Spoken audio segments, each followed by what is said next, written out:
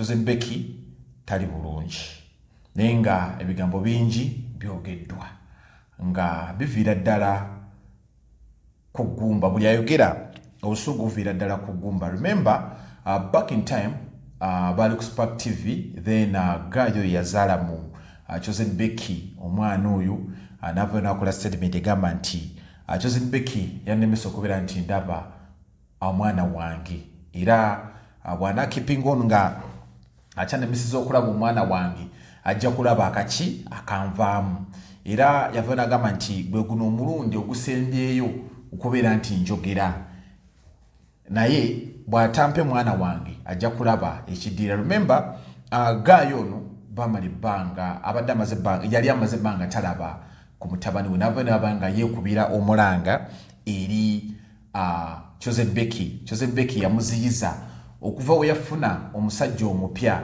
gwe yazaalamu abaana n'amuziyiza n'ateekako olukungulo. Remember Chosen Becky yali akyali mu kyalo nga tanajja mu kibuga, yalina musajja we era yalina omwana we baana omwana era omwana oyo yajja naye era yaperforminganga naye mu bubaalabaala ng'agenda naye ku mugongo ng'afuna wamuteeka n'ayimbira abantu. So jukira nti gayo ono yali talina mu bulungi kamwanyi nga Chosen Becky atuuse eno obulamu ne bukyuka. Omuntu yenna ova mu kyalo buva mu Sakala n'oyingira ekibuga obulamu ne bukyuka. Ab'omu Sakala oba toyina kyobeetaaza nammwe abawala abali eyo omusajja oba wali naye nga muli mu kyalo n'ojjako mu kibuga embeera neeterwa bano ababeera mu kibuga obeera naye ng'embeera ebadde mbi wakola ng'embeera tekyuka nga wanyi waawo. So gayo ono yamuleka mu Sakala najja mu kibuga yayiye olw'okubeera nti ekitundu akiina eky'okuyimba najja n'omwana oyo bwe yafunamu akasente mbu n'amuleka n'abanga takyamulabanga ddalingi. Ngenda sooka mbalaga vidiyo zino n'ebigambo abantu beboogera zijje nku information entuufu ku nsonga eno. Ebigambo abantu boogedde bingi kino nakiri nengera kubeera nga nkwa information entuufu ku nsonga eno. Remember nga sinnabawa vidiyo zino kansooke mbajjulire kamera zino zetwabaleetedde. Kamera mulengera wala, kamera eraba n'otasuubira yo ekittabo kessi. Abantu bangi mwina bizinesi zammwe naye abakozi babafuukidde ekizibu. Seefu bwakola emitwalo 2 anyuka nalyo bwasobola bwateeka mu nsawo naye nga twakuleetedde kamera zino zibeere nga zikuyamba gwe wenna ayina bizinesi zo. Kamera zino zitandikira ddala ku mitwalo 3 ezo eza sola ate zino ez'amasannyalaze ku mitwalo ndowooza 25 genda waggulu. Zikuyambira ddala bulungi nnyo ensonga ne zibanga zitambulira ddala mu kijo. Kati eno yo ndowooza ogiraba amaaso bwe yeetala bwedde eno bwedde ogiraba weekyuka ogiraba. Kakati eno gwalina faamu yo ensawo kamera eno egenda bbeera nga ekuyambira ddala bulungi nnyo. Y'amasannyalaze si ya sola yeetaaga nga olina amasannyalaze ate ekyenjawulo kamera zino tugikonekitinga ku ssimu. Ekiri eri oba okirengera n'olengera mwana ono nankuttemu mwanyi zange wuuyo wali waziwulula n'omubuuza gundi okola ki ku mwanyi zange munyumya n'omubbi akubba n'omuga kale zizzeewo toddamu kikola. Kamera zino twazireetedde gwe zibeere nga zikuyambira ddala bulungi nnyo gwe wenna atawanyizibwa ababbi, gwe wenna ayagala okuketta ate buno oba okuketta bbo beeyi ntono mitwalo 15 ku 225 ofuna kamera akaketta. Ate kamera tuzikuteerayo tukola kamera restoration tugiguza ne tuteesa ne tugikuteerayo ku bbeeyi ntono. So wekwate kamera zino zijja kubeera nga zikuyambira ddala mu kinyo. So eyeetaaga kamera zino ku ssente entono ezo ku mitwalo tugambye 25 otandika n'ofuna kamera 3 genda waggulu. Kamera zituziyina zino zimukettansi ndowooza ogiraba ejjira mu bokisi si muzannyo oba tugenda kuwa gye tuyiribye okuba ku namba eri 0706683954 ngambe 0706683954 nga wefunira kamera enkese gino beera nga ekuyamba okukwata ababbi n'abo abasomola ebintu byo nga totegedde. Ate ensonga yange enkulu ensonga enkulu si yamujja ku mwana. Ensonga enkulu yange yakuba omwana yensobola omulaba wembanjagalidde ate nga nsobola omuwa ekyo kyembansobola nga ndi naye oba nga mulabe. Ensonga endala mwana wange njala mubatiza mussa mu ddiini yange gyendi. Ndi musajja mu Katoliki ne mama nzaala mu Katoliki naye kira gyakulaga bazadde babe baagala olaba omwana naye tebamumanyi.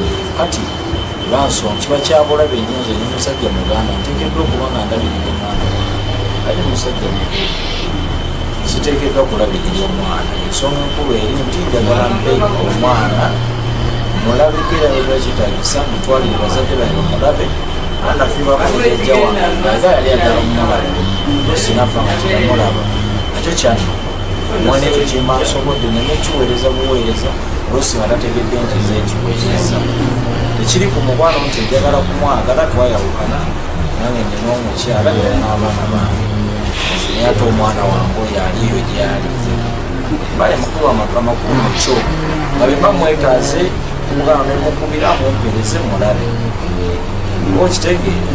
So tekirimu sayansi mulala nti oba ki oba ki ekyategeredde kikola kubanga akimanyi kimupakatawo.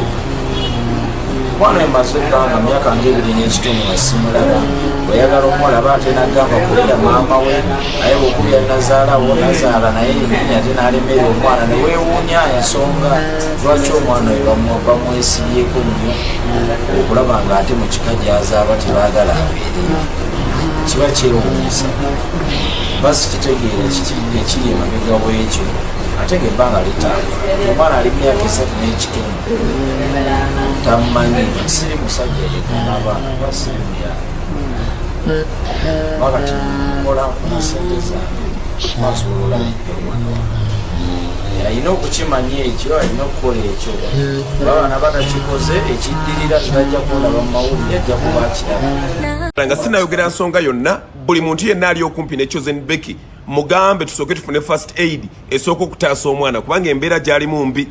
Tetenkanya mu buli ngeri yonna osooka ofune essaati oba olugoye lwa taata w'omwana oyo osooka olumubikke mu mbeera eno gyalimu. Kakati ndowooza nze omu ku bantu abatonotono abalaba ku mwana wa Chosen Becky oyo nga wa myezi nga 2 nga yakamuzaala yali akyatetenkanya bulamu eyo e Masaka. Chosen Becky yali abonaabona n'omwana ono to the extent nti yalinga agenda okuyimba kubanga ebiseera byo yalina akayimba ke yateranga okutambulirako ennyo bakayitanga Katego ab'omu Masaka ndowooza munjulira ko tekaasala lwera kujja Kampala. Yagenda nga wagenda okuyimba personally namulabako ng'agenda ku ssaza e Masaka n'akwata bebi w'oyo nga wa myezi nga 2 n'ava ku piki ya boda n'amuzazika ebbali wali n'alinnya stage n'ayimba. Bw'amala okuyimba n'ajja n'asitula bebi we n'alinnya pikipiki n'adda gye yali asula. Yandiba omutuufu ng'alina obusungu obwo bw'okubeera nti oba oli awo yatobanga n'omwana ng'akyali bebi nga tata omwana teyeefiirayo naye kkiriza omwana ono agende mu kika kye. Ebintu bino eby'empewo n'ebitabo ebikutukuvu bibimanyi nti gyebiri era bitubuulira engeri gye tusobola okubyetaakirizaamu so tetusobola kugaana nti gyebiri. Sooka okwate omwana ono omutwale. Waliwo famire ezimu nga nkambwe kyovulaba abawala abasinga ayinza okubeera awo nga yakoowa dda taata w'omwana naye ng'amukkiriza n'amulabako obanga era omwana oyo akimanyi nti kitaawe gyali nga n'erinnya bamuwali abeewaabwe. Waliwo effamire ezimu nga bo tebafaayo ne wabaawo abalala ng'omusaayi gulondoola be baana boosanga nga singa bamuwa erinnya nga tazaaliddwa mu kika ekyo akaaba ppaka lwe bamuwa erinnya ery'ekika kye. Be baana boosanga ng'awulira emikono gy'abakadde be ng'abalala bonna bayinza omukwatako ng'akaaba wabula nnyina oba kitaawe bwamusitula n'asirika. Tekitugaana kwongera kusabira ku mwana wa Chosen Becky naddala ffe ng'abazadde tukwatibwako nnyo. Mu kifo ky'okuloga omwana omuto lwaki oba tologaamu taata we oba maama we kuba omwana muto aba talina musango n'ologa omwana omuto atalina kye yali akikoze na kimu gwe n'obeereyo n'osanyuka. Abantu nga mulina emitima emibi. Omwana wa Chosen Becky talina muntu gwe yali asobezza n'omu. Mukazi wattu ali mu maziga, omukazi abadde abeera happy ali mu maziga. Abazadde ekyo kituwe ekyokuyiga tulekerawo okutimba abaana baffe ku social media. Abantu abeebiiso bali waneeno, abantu abatayagaliza bali waneeno, abatatwagala kubeerako basanyufu. tukuuma abaana baffe tubakweke bino ebyokupostinga abaana tubikomye. Abantu balina emitima emibi. Eri omuntu ng'atunuulira kutunuulizi mwana wo n'afuna ekizibu. Eri abantu nga yetasobola kulaba mwana wa myezi 2 nga tamutunuulirako bwali wamutunuulirako omwana afiirawo ku sport. Ekyo abantu abamu mukimanyi. Ng'oyo omusajja abamanyi ku kitundu ku kyalo ye tatunuulira mwana atannaba kuweza mwezi oba myezi 2 nga tamutunuulira era wamutunuulirako bwati omwana afiirawo.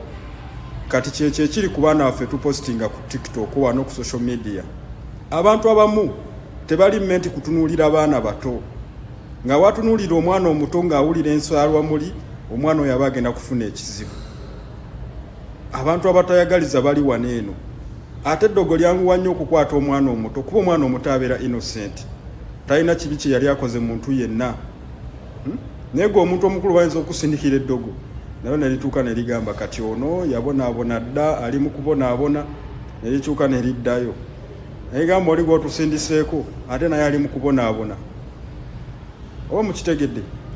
Kati tutwale omukisa guno tusabire sisita waffe omwana asooke bambi addemu asanyuke. Naye nga tulekerawo okupostinga abaana baffe bannaaye. Abantu ab'emitima emibi bali wano, abantu abalogo bali wano, abantu abatayagaliza bali wano. Mbu Chosen Becky singa bayerikodinga ng'akaaba n'agenda okumaliriza ng'essimu terikodinze ng'erikodinze input addamu n'akaaba buto oba abivaako buvi.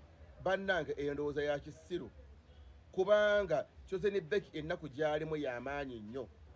Yafuddewo n'akwata essimu n'alikodinga ng'akaaba ng'atulaga ennaku gy'ayitamu obulumi bw'awulira olw'okubanga omwana we ali mu ddwaliro mulwadde nnyo yazimbye temaliti omwana takyassa omwana aduusa ku extent eyeraliikiriza buli muntu yenna nga muzadde. Naye bannayuganda musese mukubya obulatti mujaganyiza ne mugamba kasaazaala buli mwaka ajja kuzaala omulala kasaazaala buli lunaku ajja kuzaala omulala.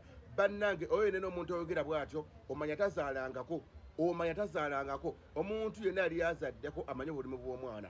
Ne muvuddo ne mujajinga mbwayagala showbiz mbolo omwana bw'anaafa olwo omwana bw'anaakutuka anaakola atya olabye akabye bw'atyo n'asireyinga ng'ali mu kamera akaaba nalekamu ne Gold Coast olwo omwana bw'anaafa mama anaakabira myezi 4 anaakola atya.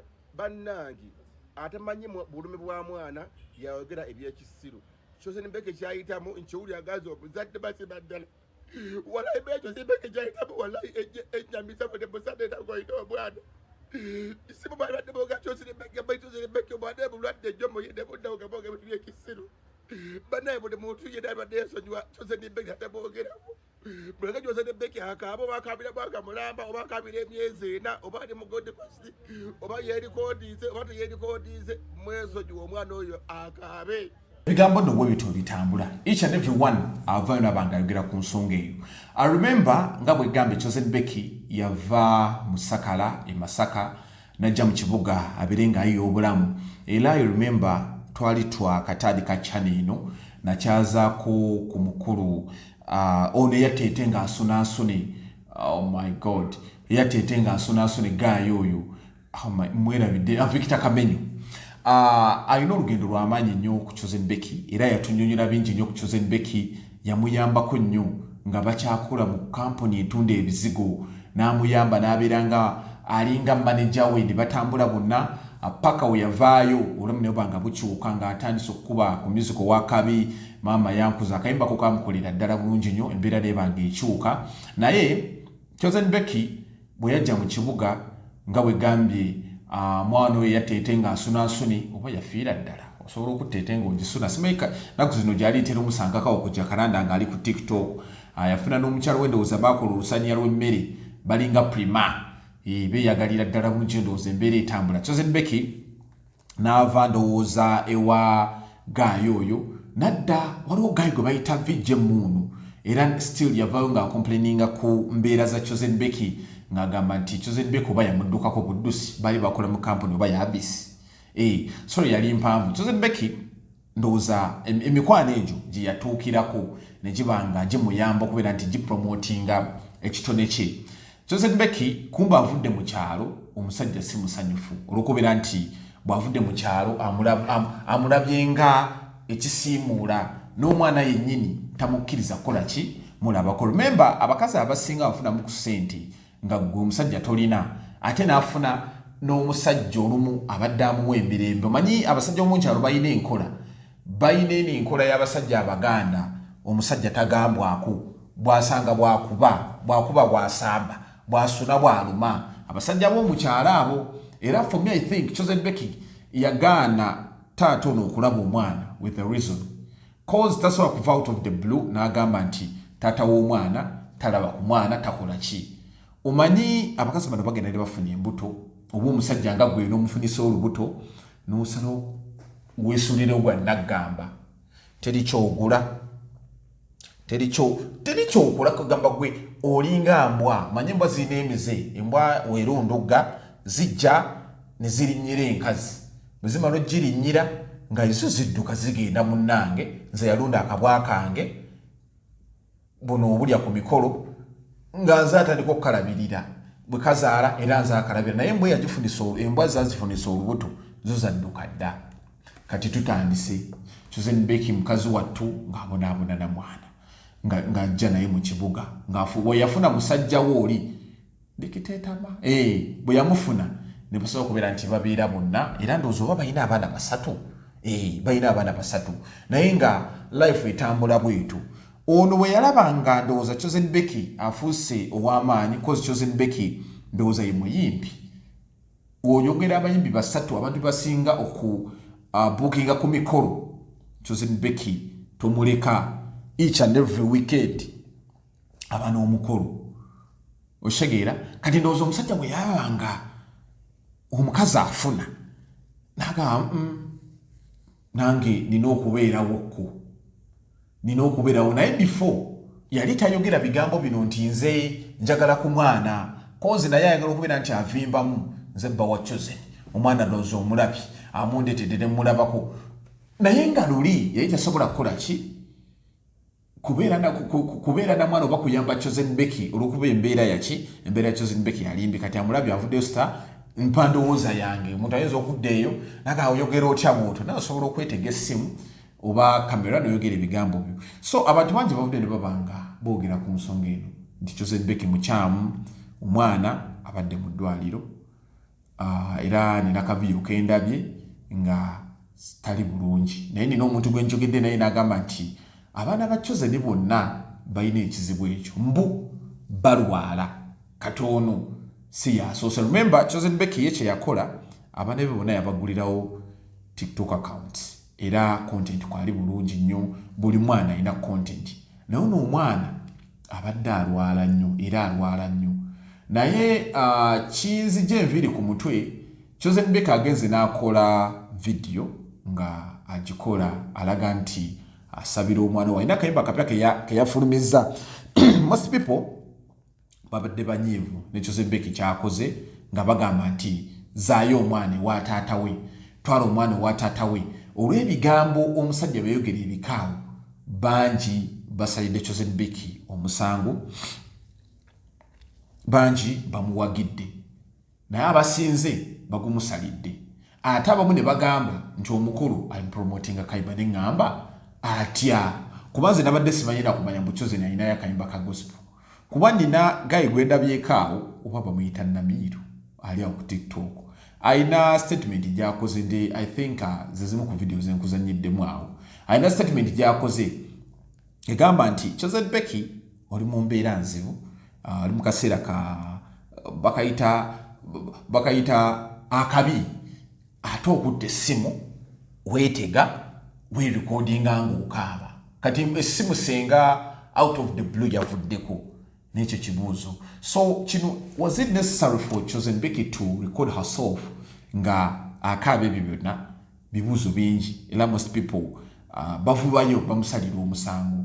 And I think Chosen Becky wekiba nti kyamwana omanyi families ezimu era mwegendereze nnyo abantu bemufuna abakazi bemufuna n'abasajja naye most especially abasajja ne tribe kuba gwe ogenda kulembera omwana w'omusajja nga tribe yaabwe omwana wazaalibwa oba omutwala ne bamukolako emikolo kuba nze nina scenario emu omuntu yanyumiza ku mboozi nali ne mukwano gwange awo bamuyita Nassali akola ku Delta ne Simon ina story gye yali akola nga eraga nti Guy omukazi yagenda n'ayenda kuba emikwano ababiri kakati nannyini lubuto n'amubula kati olubuto n'alusiba ku Guy omulala naye nga siti taata w'omwana omwana we baamuzaala n'amutwala kono gwe yalusibako naye nga bwe gambye ono si omu ku bo si yali taata w'omwana kati omwana bamutwala mu kika ekitali kiki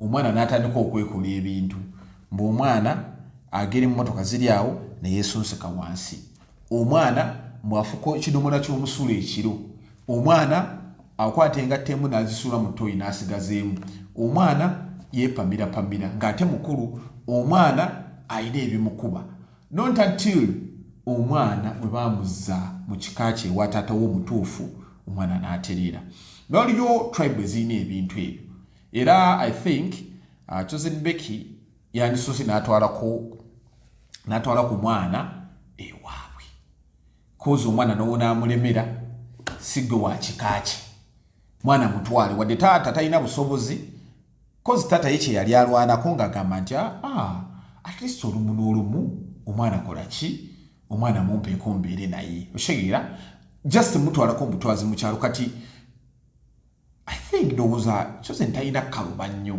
wadde ayagala nnyo abaana be cause omulaba abaana be bano ne waba mu ddwaliro amubeerako bw'otunuulira omwana ono vidiyo ezisinga eziri ku TikTok page ye zonna ziraga nga mulwadde ng'embeera mbi nina tavako oxygeni waliwo wampadde ne ku information nti mutowe ono gwe yazaala musajja ono gw'abadde alina oba gw'alina nti oba kati amusinga ne class obulwadde buzze bumutawaanya naye you should stop blaming Chosen Becky. People have reasons as to why cause ndabye mumisamu eggali nga muvuma mwogedde ebigambo bingi lwakuba Chosen Becky bye bantu bemmanyi ndowooza letting things to go naye ffe ne tubanga tuteeka ennyindo mu bintu ebitatukwatako cause I think Chosen needs our prayers omwana ono kuba mulabye naye lino lyo yandiba eddogo kuba omwana enzisa gyassa ettama ate lirabika nze bwe ndowooza mpa ndowooza yange liyinza okuba liva eri wa taata wa mwana kozi obusungu taata bwe yayogeza bwali bungi obusungu bwali bungi ng'omulabira ddala gamba omwana wange mwagala kuba Chosen obusobozi abulina obulabirira omwana taata bw'atalina I think cause Chosen nga ku status gy'aliko yandiyagadde omwana we okusomera yayagala omwana we asomere mu international schools amasomero ag'ebbeeyi abeere mu good life naye ate omwana we wamukwata n'amuzza mu kyalo gye yava alabira ddala nga tewali pulaani naye nga ndaba Chosen kye yandikoze kukwata ku mwana ono at least n'amutwalako eri bajjajja be kozi okubeera naye ng'akutawaanya bw'ati kino kya maneja we kyaŋŋambye nti abaana ba Chosen balina ekizibu ekyo nti balwala ngenda muleetako wano enkya ngenda muleeta atunnyonnyole ensonga za Chosen Becky bwe ziri zonna kuba people here judging her nti kino nti kiri ate you can't blame people from talking they have to talk cause yakireese mu mawulire omwana bamulaba embeera mbi okumanya abantu ba social media tuleeta nkujjukiza ne vidiyo eyazannyibwa emyaka egiyise nga the guys complaining ku mwana ono ne tugikuleetera ne tukulaga nti ekizibu kyandiba wano naye nga muze abaana mu gundi yaabwe mu bika byabwe abakazi muli emulemedde abaana b'abasajja olw'okuba muyinamu ku busente gwe noosobola okulemera mwana wa musajja owooza omusajja yampisa bubi muddiza omwana we olwedde oyinako bw'oyinako beera nabaana oli omuddiza omwana we koza amukaayanira n'onaamukayanira omwana wooli oshegera simanya waliwo kino ekintu ky'abakazi kye bagamba nti maama yagaba omwana omugaba mu kika ekituufu n'atandika okukulwalirira oshegera naye ng'omwana wa Chosen Becky yeetaaga Sarah cause ndabye embeera gy'alimu tebadde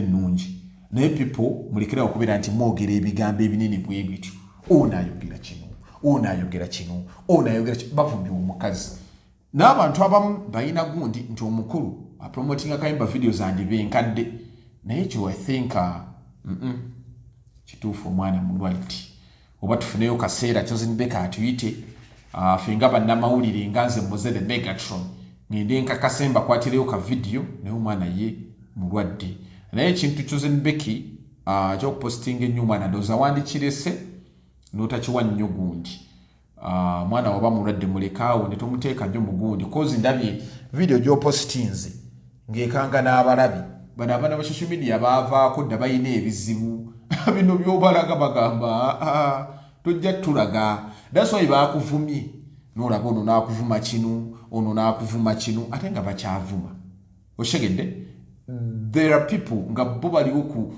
nafuya bantu nakubavuma oshegera bajja kuvuma kuba olwa bagamba lwakira muddiza omwana we teri musajja agenda kuwagira ekyo kyondayira abasajja bonna bagamba omwana mutwale wa taata we oshegedde jona amwere obuyambi ye waba amwagala kasito oyina bano naye all in all kasabire Chosen Becky omwana abeere nga atereera naye nga tukujukiza banaffe aba Victoria University mbaga Martino gwe wenna ayina omwana nga yakoma mu senior 4 oba naye oyina obusobozi nga akoma mu senior 4 yagala kubeera nti weeyongerayo Victoria University yakuwadde omukisa osobola okubeera nti weeyongerayo nga wakoma mu senior 4 togenda ku institute genda ku Victoria University babeere nga bakuyamba ate gwe yamaliriza senior 6 course gundi ziba 2 principal passes 2 ziwakola combination gyawakola twetaaga principal passes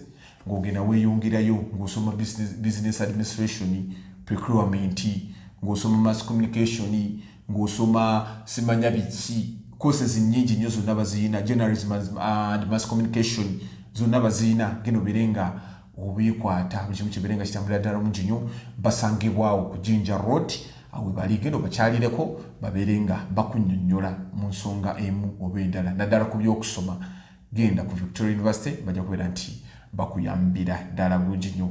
Mozele Megatron is my name enkyankomawo nesoze endala ngi nnyo naye nkusuubiza interview ya manager ya Chosen Becky agenda beera nga atubuulira ekituufu ku nsonga eno omwana mulwadde mumusabire amawulire mangi gatambula tulina solo wano gye twakola yali atuleetedde obuzibu era ekwatagana ku family ya Chosen Becky naye nkyandowooza tugenda beera tufuna ekituufu. Mozele Megatron is my name Kulamulega Entertainment gali agabye obufuzi balitira Chris Robinson n'abaawo naye nga each and every day fe tuwaayo okubeera nti tubawa information Megatron Media with break news tuva ku Megatron tukomawo.